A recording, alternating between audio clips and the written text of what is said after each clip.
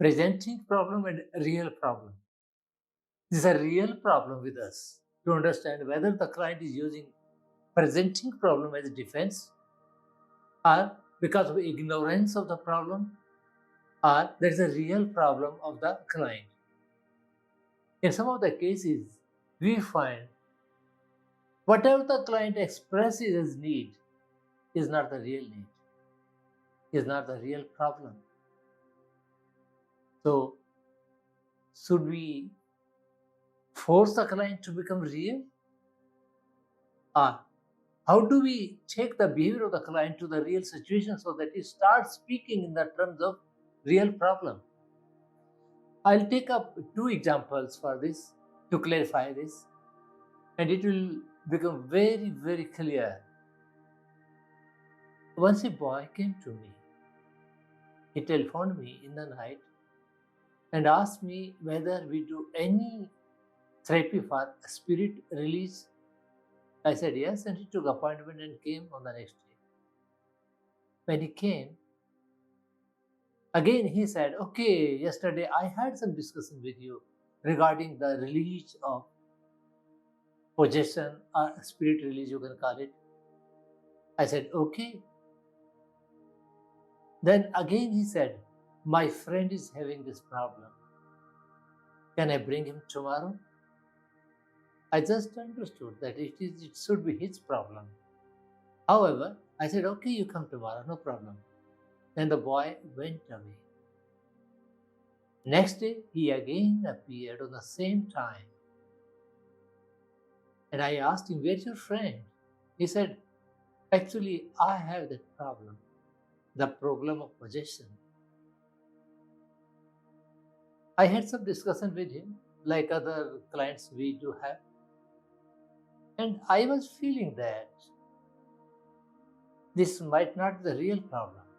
Even then, I just pretended to believe him and started session with him.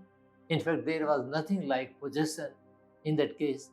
And in the end, I said to the child, not child, he was about 20 years of age.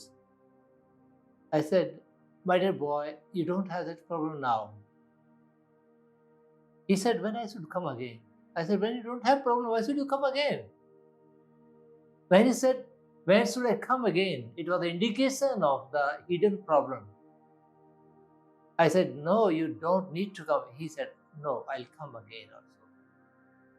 To reinforce my behavior, my trust, my confidence. Okay. Then he came next week. Then I said, you don't have any problem like possession. He said, in fact, the problem is that I failed to concentrate on my studies. This is a big issue for me. Please help me for this. I said, okay. Then I did a session on studies so that he can do studies with more focused attention and have better result, better retention, better recall. Then I said, okay, my dear, you can come after 1 week. Okay, then again when he came, he said, okay, I have one more problem. There's a problem of ignoring my physical fitness. All of my friends, they visit gyms, but I don't. I feel like going there. Please motivate me and give me some suggestion regarding my concern for my physical health and going to gym. I said, okay, my dear, we'll do that. I did accordingly, both things, studies and gym, I included. And in the end, again, he was to come after 7 days or so. In the next visit, he again came. And when I started discussing about the progress of the effect of the sessions, then he said, I need to have some confidence in physical relations. He was talking about sexual relations. This was the real issue. For this concern, he visited 3-4 times and he also had some sessions. All those sessions were not required. Still, he did that. Then he opened up after 2-3 sessions. Why? Because whatever he said, I trusted him. This is the main key with such clients.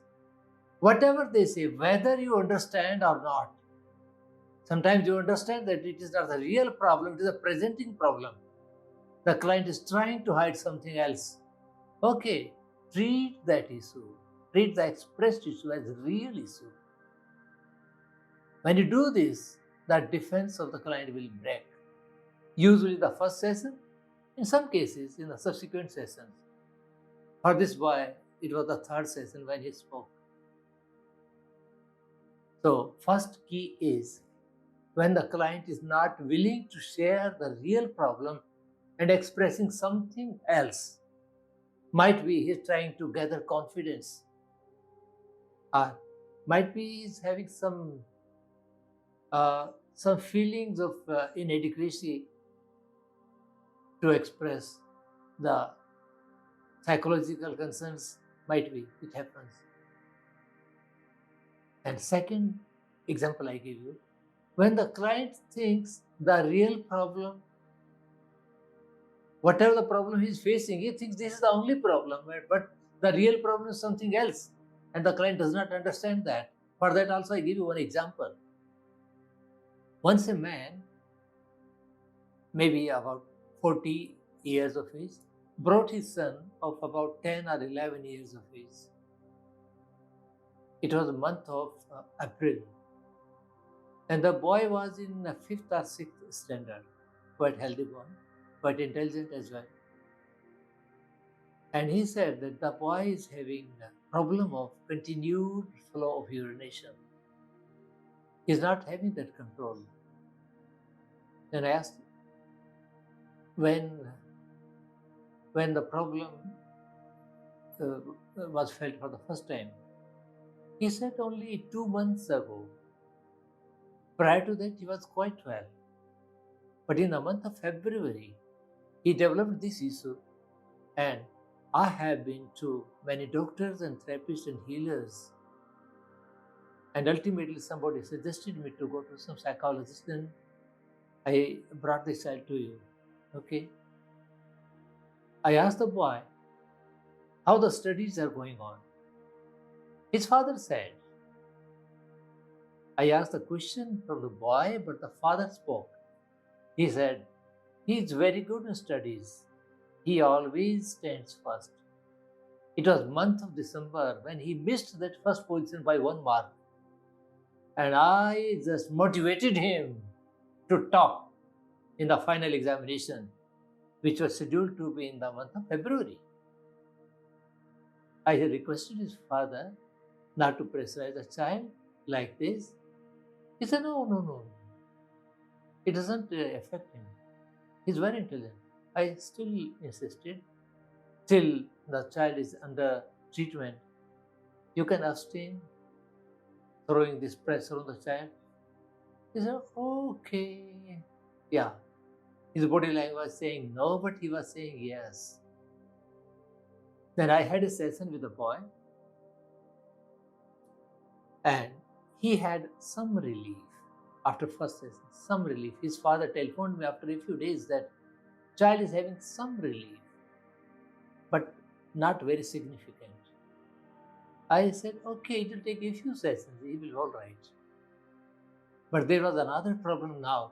Now the father was to send the child in the marriage of his uncle, maternal uncle, where he was supposed to stay for some time, for a few weeks, maybe about 3-4 weeks.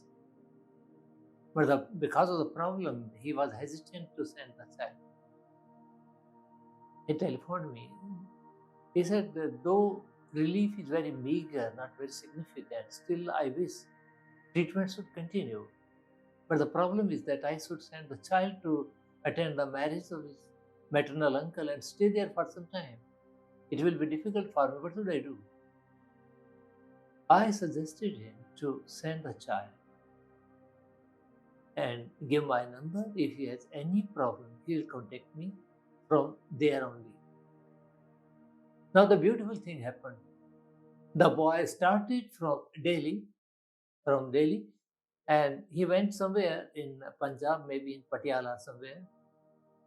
And the moment he just stepped out of the bus, the urination stopped. No other treatment, no counseling. It was only change of environment. That was the defensive behavior being used by the child, by the mind of the child, without knowing that it is the creation of his own mind. Even his father did not know that. So, this is the second type of issue. When there is a problem, when the person thinks that this is a real problem, but problem is something else. So, these are the two type of cases of the presenting problem, and we need to deal both of them, considering them as real problem. When you consider them as real, then treatment starts taking place automatically. They start breaking up, breaking whatever defense they have created for around that. That is broken, and they come out of the cell and start sharing the thing, so that you have more ideas to do counseling and healing of the client. Here, important is to have very good relationship, the functional relationship, the rapport with the child or client, whosoever may be. Have detailed discussion every time when the client comes to you. The client wants to win your trust so that he can become comfortable and can come out with whatever he has blocked inside. So, considering the presenting problem as real problem is the key issue, is the key thing. You just do it, I do it, and I find it useful. You can do it, and you will see the result, very encouraging result of this. Thank you very much.